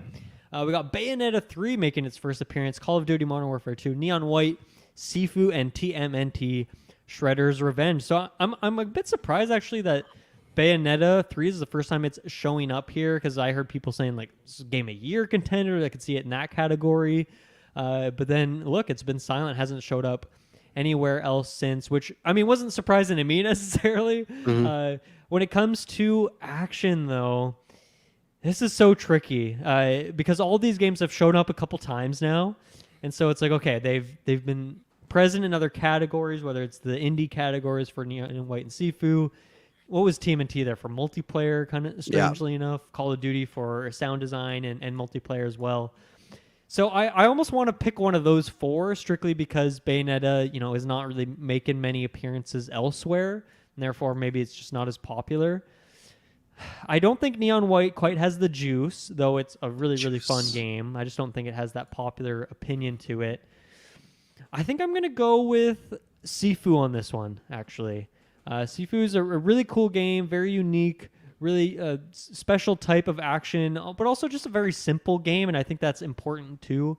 I know it shows up in a couple other categories that I think are relevant in terms of crossover between action and those categories, so that's going to be my pick, even if I go back to me and Kirkland's review. I was not a big fan of it, but it is a very cool, unique game. Travis, what do you think?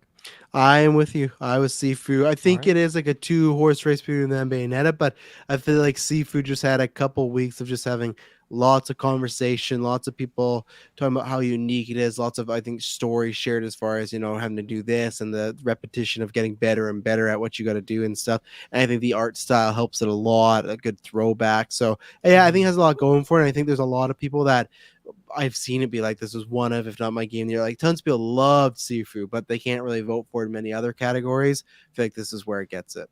Mm-hmm. Taylor, what about you? What do you think? My bias pick would be the Call of Duty Modern Warfare for sure, because when you look at the upgrade compared to previous titles of the combat, it's through the roof. You can feel the difference when you do weapon tuning that they've incorporated. It's incredible how such subtle changes actually have a huge impact on your weapons in the game. When you have so many different variants and how unlocks are spread across different classes of games or classes of guns as well. And you can look at, hey, if I work hard at this, I'll unlock a marksman variant or a submachine gun variant or an LMG variant. Like, it's so cool how they've actually focused on this combat and upgraded to the next level of weaponry with it. But you guys made some good points about the Sifu.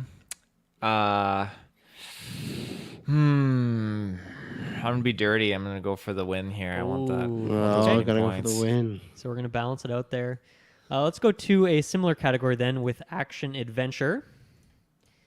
I think this might have a couple crossover games here, but maybe a couple new ones as well.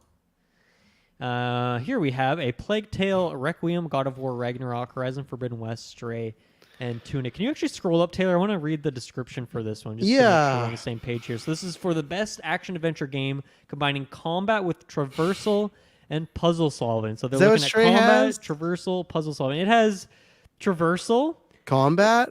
it has light puzzle solving, and there's one section that has combat, and then there's some stealth in there as well. Shouldn't be in here. The combat is very, like, that game is like 5-6 hours. The combat is in like 5-10% of it. Like, there's not, you're running away from enemies, and there is parts where you get like a bit of a ray gun thing, but yeah, it's not really, it's more about the traversal and puzzle solving, I guess, for Stray, but really just traversal. Really, you just walk around the world, which is cool. That's what it's going for. But I see what you mean there. Maybe a bit of a strange pick there. But yeah, what do you think, Travis? Does that not feel right to you? No, I think God of War. I think in a perfect world, I think you could see maybe Horizon maybe squeeze this out for people that love that game. But in my narrative and fitting with my plans, I think God of War will lose the two big ones. So I think it's going to get made up for in a lot of these smaller categories. Gotcha. And I think God of War will run away with this one. Yeah, how about you, Taylor? Yeah, I feel this would be a God of War for sure. Well, I do think like Tunic is definitely fantastic for just kind of making you think out of the box and think of like how to get to like certain areas and how to tackle certain situations. I think God of War would have this. Yeah, when I look at this category, I'm a bit split on things because there's something like a Stray where it's like that's here because it's an adventure game, not because it's an action game. Yeah. And Tunic, while it is both, I love that game so much. I do not like the combat. Like all the action's not why I'm there for, but the adventure is so great that I don't even care that the action's kind of mediocre. Horizon. See, and it's tricky because when it comes down to God of War, go back check out our review, but like, man, the puzzles in that game are absolutely awful. Like I hate that part of the game. Like all these, I love one element of it and I dislike the other part. So I'm feeling very mixed just on a personal level. I think I'm gonna be boring here and go with God of War Ragnarok. So we're gonna split again on this one. I do think it is gonna win because I don't know. I guess people probably do like the puzzles generally, and people like the traversal, and then the combat is quite excellent. So I'm gonna go with that. And let's get into next fighting game. Best fighting game. We only have a couple more categories here. On your left. Oh there. man, drop me. Second. Oh yeah, Yeah. there we go. Best fighting for the best head-to-head design or best game designed to head-to-head combat. So DNF Duel, game I do not know anything about. JoJo's Bizarre Adventure All-Star Battle R. Apparently there's an R at the end of that. The King of Fighters, what is that, 14, 15? King of 15. Fighters. My Roman numerals. Tricky Night. Multiverses. And here's a weird one, Sifu. This category has always been 2D fighters or like 2.5D fighters. I cannot like the oddest thing you'd ever seen here is like Smash because it's a platform fighter, multiverses as well. But yeah, Sifu being in there is a very, very weird pick, and this is part of the reason why I want to go with action and why I picked it for action. Because that means a lot of people put it in best fighting game, and that seems like a very particular thing to do. For my personal pick here, I just feel like the fighting games, like the traditional 2D fighters, went very under the radar this year. Those being the DNF, JoJo's, and King of Fighters. So I'm actually going with Multiverses here. I think it's maybe a bit of a janky game at times, but I think it had the popularity, and it's once again a category that many people might not play a whole lot of in a given year, but then they'll like play Smash. And I think that could be the same for this year, where it's like, I don't really play fighters, but I'll play Multiverses.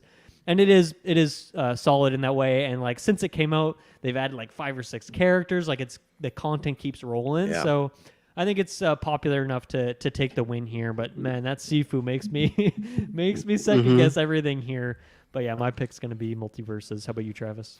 Yeah, I think it will be too. I would have picked this a bit more confident earlier when we were doing it was a multiplayer game. I forgot about fighting one, so now I feel better about that pick that I didn't pick multiverse. I think multiverse is gonna squeeze it out here. You're completely right though about the CV because that almost acts as that like, oh well, if God of War was in this category, or Strays in this category, it should win this one. So I think there's a chance. It's kind of like, but again, multiverse, I would love it as like kind of this. I don't want to say underdog because at the end of the day, they got fucking Batman on the cover. It's like one of the most popular characters of all time. Like, but still, like, I feel like we've seen so many of these Smash types try and it just doesn't take off. So the fact that this has had some momentum behind it, and I think it's personally a very fun game, I got to go with Multiverses. Taylor, I see you hovering over that. I did, like yeah, right when you start talking. I'm lurking over it. Yeah, I just feel like this is, again, it's just got the conversation going and buzzing, so it's got my vote. Good stuff. There you go. All right, the triple there. Okay, sports and racing is up next. This is where we have F1 22, FIFA 23, NBA 2K 23, a lot of numbers and letters there, Gran Turismo 7, and Ollie Ollie World. So I think the oddball here would be Ollie Ollie World for sure, but I'm glad no that it WWE, huh? What's going on? All this praise for that is a game. bit surprising. Yeah, I got such ton great of people loving that. reviews. Yeah, bastards. Travis, what do you think about this category? We got the classics and then Gran Turismo, which I think had a bit of a rocky launch, and then Ollie Ollie World is kind of the bit of the oddball pick, as I said.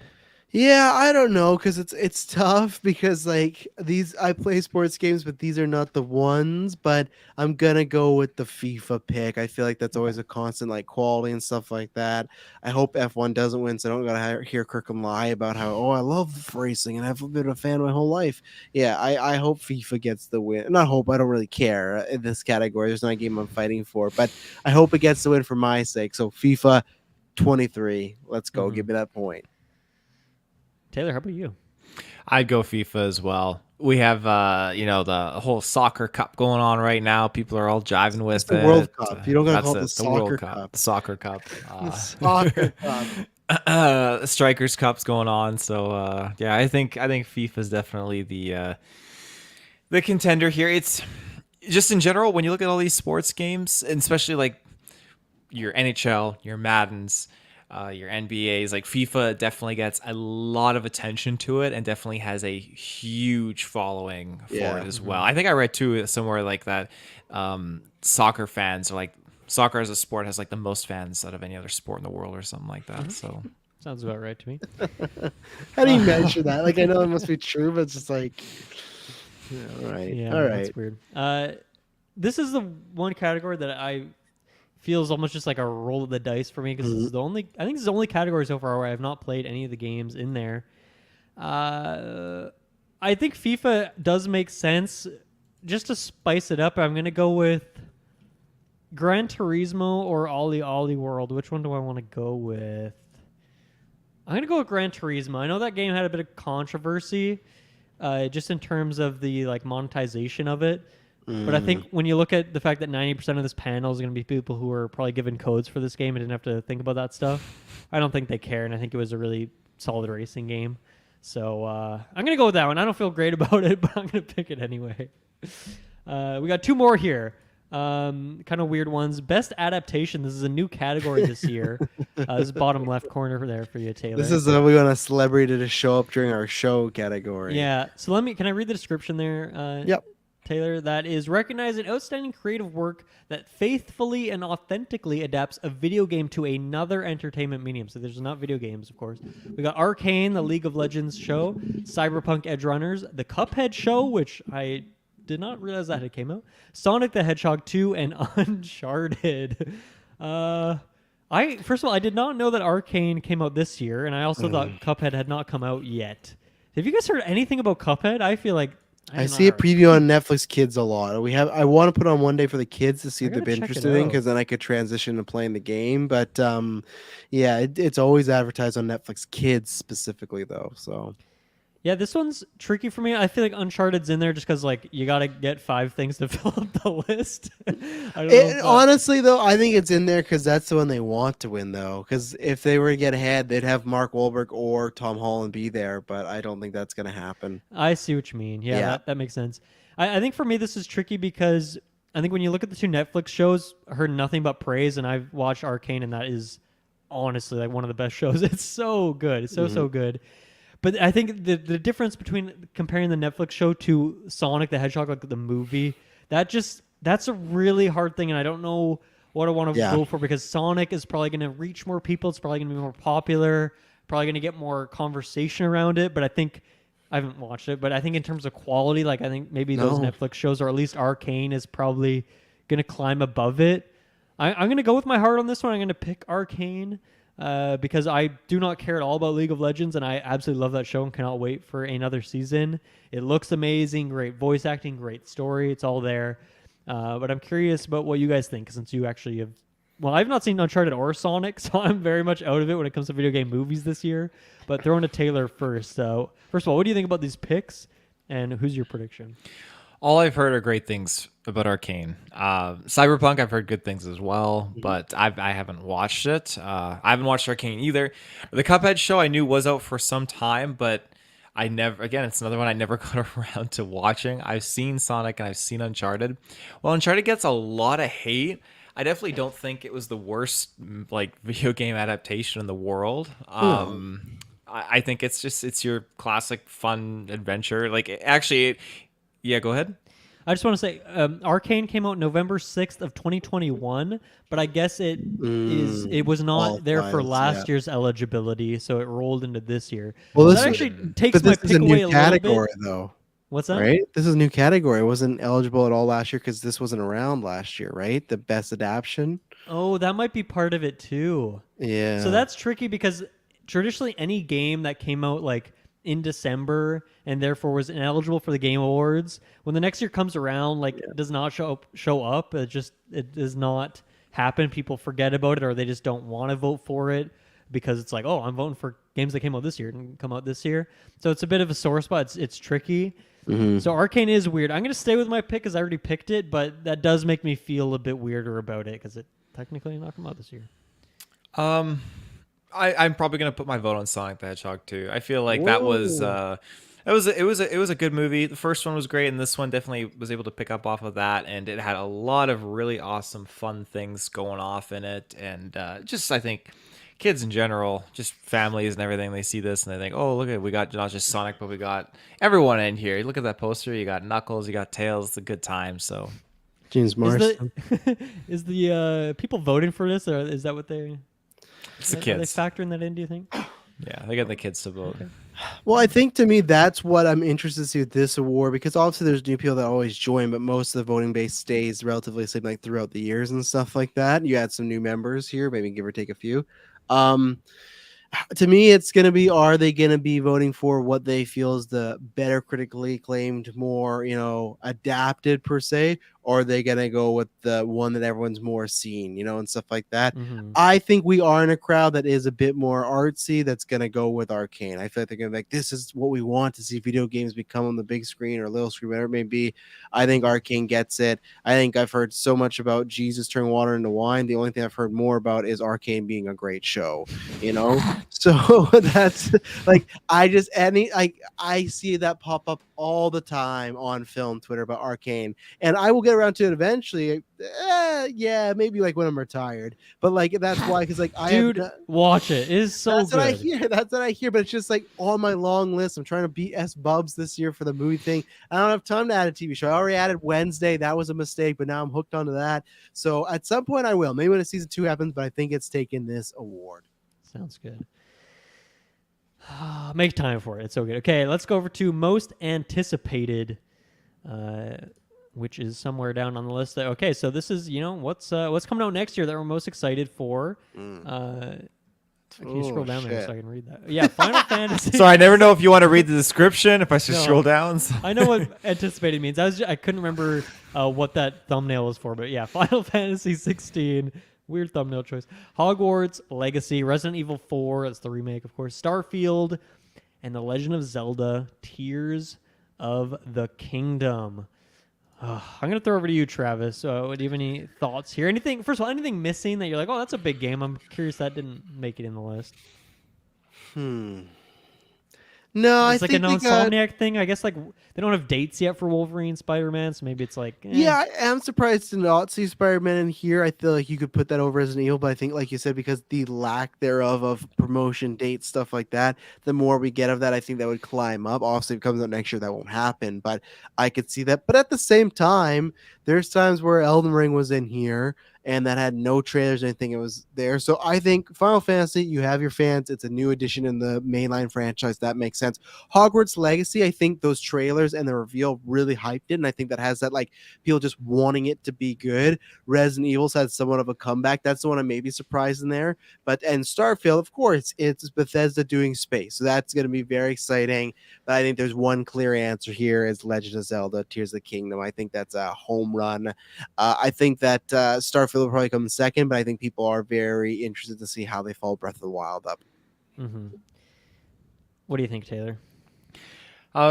Just reciprocate what Travis had really said. I mean, when you look at Legend of Zelda: Breath of the Wild, that in itself was a very prominent contender and winner in so many categories for the Video Game Awards going back a few years ago. So when you have finally this sequel coming in here, when I love looking at the comment sections for streams and reveals and all that kind of stuff, like everyone was just always asking, okay, where's Zelda stuff? Legend of Zelda, where's the sequels? This.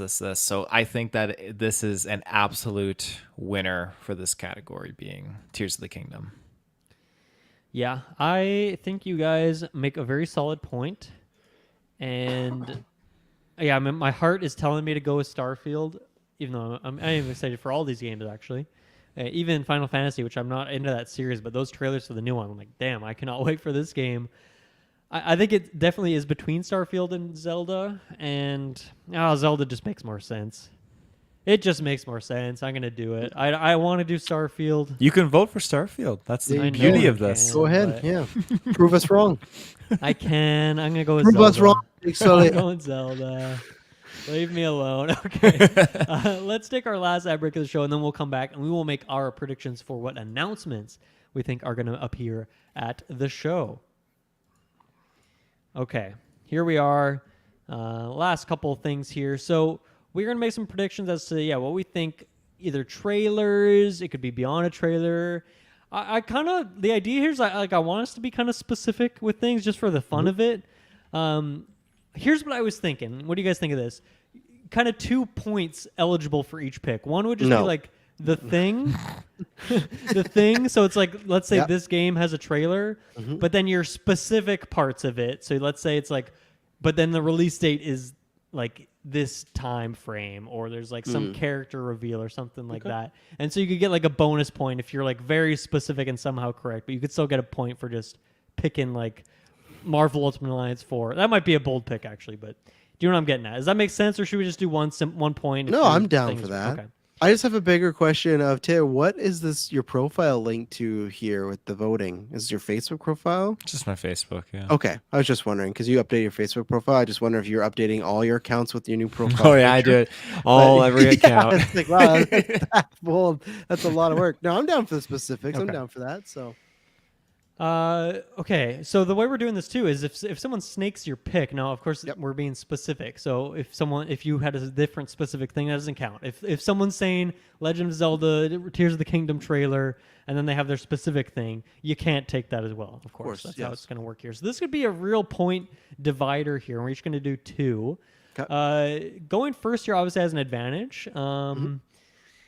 But I'm going to give it to you guys. Who wants to go first? Taylor, Travis? Any of you want to go first? If not, I'm just going to pick someone. I'll give it to Taylor. Okay, Taylor, you got it. What is your first prediction? First prediction, a trailer for Star Wars Fallen Order 2. Okay. Okay. What Do you have is there any what is your specifics? stretch goal? Yeah, what's your stretch goal in this one? And I know I'm putting you on the spot. You probably didn't think about this, but what is your stretch goal? What do you mean by stretch goal? Like, what do you see in the trailer specifically? Whether it be a setting, a character, a reveal, a date. Like, what do you get from this trailer? I think you definitely get the date. We already know the title. That's already been unveiled. So I think we get a release date confirmed.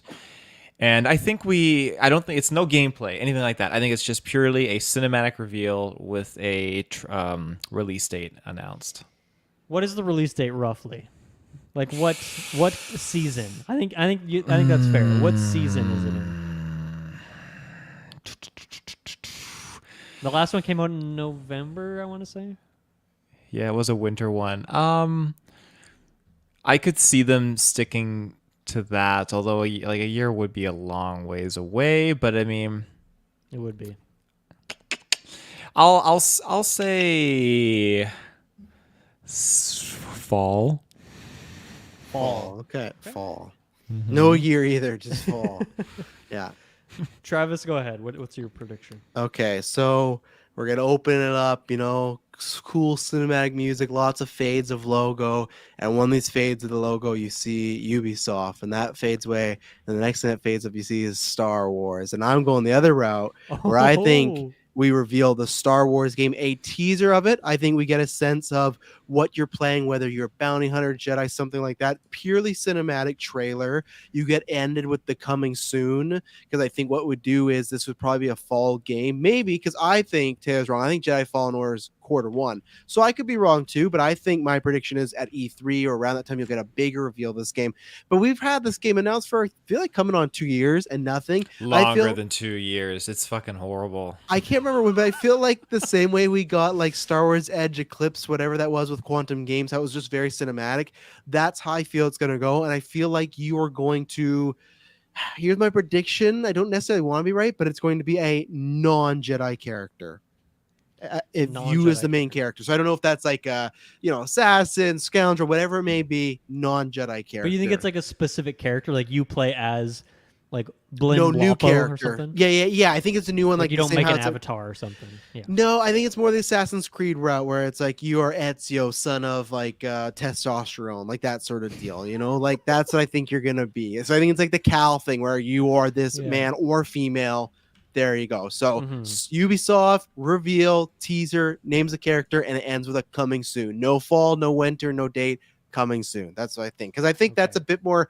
Jedi Fallen Order is hype, but I think that's a tad more hype because people are curious about that game. The big one is Amy Hennig's game, but I don't think they're ready for any to show that off. So no, after that Marvel thing where they just showed like a cinema. Yeah, we don't even have a title for the game, Dylan. We don't have a title. It's just a Black Panther Captain America game. I forgot that King game Captain existed. Soldier Spy is what it's called. That's I forgot that I forgot about that game existed until you brought it up. Now I'm just gone. Okay, my prediction. This might be an easy one, you could say, but I almost feel like Keighley is so caught on to what people like about his shows, and he might realize that people are tired of these random ass Kojima appearances. But I think we're gonna get a random ass Kojima appearance. I think what he's gonna do here is he's gonna officially announce the game that he's developing with Xbox that he's talked about a couple times. I think we were actually going to see more of it now. I think it's still going to be like a cinematic trailer, like maybe no gameplay yet, but I think they might throw like a 2023 on there. And my kind of, I guess some of that is already stretch goal stuff, but I think specifically they're going to say that this is part of the Death Stranding universe. It's not going to be Death Stranding 2. Really? It's just on Xbox? Bridges. Really? I think so, because I think he owns that IP. I don't think Sony like owns the Death Stranding rights, right? Okay. So yeah, I think it's not gonna be Sam Porter Bridges, it's not gonna be Death Stranding 2, but it's gonna be in the Death Stranding universe is my prediction there. Wow. Okay. Taylor Field, you are up next. So, like Travis said, I think we're going to get a moment where it's going to be, lights are going to dim. We're going to have Ubisoft Presents. And we're going to get Avatar Frontiers of Pandora. I think we're going to get a new trailer. And I think we're going to get maybe an updated release date. But I think they're going to remind the fans that they are still working on this game. That's not a bad thing because that is going to be around literally Avatar really time. I didn't even think about that, but that is gold. Yeah. That's a really good one, Taylor. Yeah. Yeah. Okay. Do you think they get an actor like bring in to show it off? Oh, the military captain. Oh, the military captain. Yes, Sam Worthington. You play this game. Something jujubes. So whatever, whatever the joke A little is. R&R. Yeah, fry your brain like jujubes. You gonna shoot me? You gonna shoot me, Captain? I could if you like. Fucking Avatar, baby. Okay, so Kojima was my next one. So good job, Dylan. There, I should have went for that one first because he wouldn't have took the use. I thought you were gonna take it before me, so But that's just okay. like how in the draft, the comic Yeah. draft, you've stolen all my picks. Yeah. I had to do that to you. That other one is maybe Dylan will throw this out. I think we could see something Spider-Man, but that's not mine. I think mine is we're gonna get more Wolverine-ish because I think the same way Spider-Man 2, that's big. We got the double handle with Miles, we got Venom. They could show off more of that. But I think that is the known variable. We kind of know how Spider-Man works. We just want to see that world grow, the characters. Everyone goes, what type of game is Wolverine going to be? Now, I don't think you're going to be seeing gameplay, but I think you could see more that kind of shows. I think you'd see Wolverine kicking ass, doing stuff. I think you'd get at least, so I'll be not specific than specific. I think you'd get at least one villain reveal and one X-Men reveal. My stretch goal thinks of who those could be is the villain reveal is just going with the easy Sabretooth. Most people associate Wolverine with Sabretooth. I imagine that could be a boss battle. And the X-Men to me would be a Beast or Xavier talking to Wolverine. I'm not 100% on this. This is more Hail Mary, but I feel like if Keely's going for the hype, that Wolverine moment a few years ago, that was hype because no one predicted that Insomniac was making a Wolverine solo game. Yeah. So I think that is the big one. That is the big one. Now Sony might want to save that. You never know, but they might also want to win the night. They might also want to be who's everyone talking about other than the Game Award winners is Sony revealed more about Wolverine, right? So I'm saying Wolverine, a bit of action in there, not even so much story beats, just kind of some movement going on, and a X-Men / villain reveal as well. That's where I'm going. I love it. No date either. No, same thing coming soon. I don't think they would want to get too risky on that one. Sorry, what specifically is your stretch goal part of it? You the see villain? a X-Men and a villain. Okay. Yeah. An X-Men. And then the stretch goal is Xavier and Sabretooth. That's like stretch. That's like almost gonna pull a ACL there or something. Well, Sabretooth, he's in Midnight Suns, so he's Exactly. in a big December. He'll come on stage and introduce the game. Everyone see my new game, Wolverine. Yeah. I'm gonna stay in the Sony camp of things here because I do think Xbox is gonna show up. They're gonna do Avowed or Starfield, Redfall, Hellblade. They have Starfield for so many sure, options. yeah. I think they'll definitely show up. Like Redfall might be before Starfield, so maybe that one. But I'm not gonna predict any of those. Instead, I'm gonna go with Last of Us. So Last of Us has Oh fuck! the factions, the multiplayer thing. Yeah, I forget that if they new put game. a name on it. Did they put a name on it? Or I don't think so. No, because what's his Druckmann's always like it's a whole beast of its own, and we're waiting to see what happens with it. But it's its own game. Yeah, that's a good one actually. Yeah, my prediction here is that it's gonna. I predicted God of War is gonna win accessibility, but here's my prediction for this: is that Last of Us Part 1 wins the accessibility award, and that's how they segue into Troy Baker and who's the actress that plays Ellie? What's her name again? Ashley something. Shit. It's Ashley Johnson. Ashley Johnson. Yeah, there you go. Yeah. One or both of them are going to be up on stage to be part of accepting that award or something like that, and then they'll transition that into the trailer when they show off Last of Us factions. I think they're going to say that's coming very soon. Somehow tie it to the TV show. Maybe not the same date, but it's going to be out when the show is airing, which is in January. So that's going to be very soon. So there you go. There's my prediction for that one. I think it's coming out sooner than we expect. And yeah. Okay, we'll see. Is there any ones you guys had on your list that you just want to quickly shout out? We won't do this for points, but just things. Because I think the Xbox, they're going to do something big with one of those games I just mentioned. Yeah. Other than that, Dead Space is coming out. Hogwarts Legacy, Dead Island 2 are all coming out soon. Maybe one of those. Resident Evil 4 Remake, I think, could have a trailer very well. I'm hoping for one surprise thing that we don't know about. I don't need the whole show to be about surprises and trailer. Obviously, that's what I think Keely likes to be about. But no, I think we hit the nail on the head. You'll hear a Starfield. I think you'll get little moments. I think that there's a few other ones that we're probably not even thinking of, like what's the deal with Fable? Could there be something there where there's a little more and stuff like that? So I think the good thing of the Game Awards, anything's kind of at play.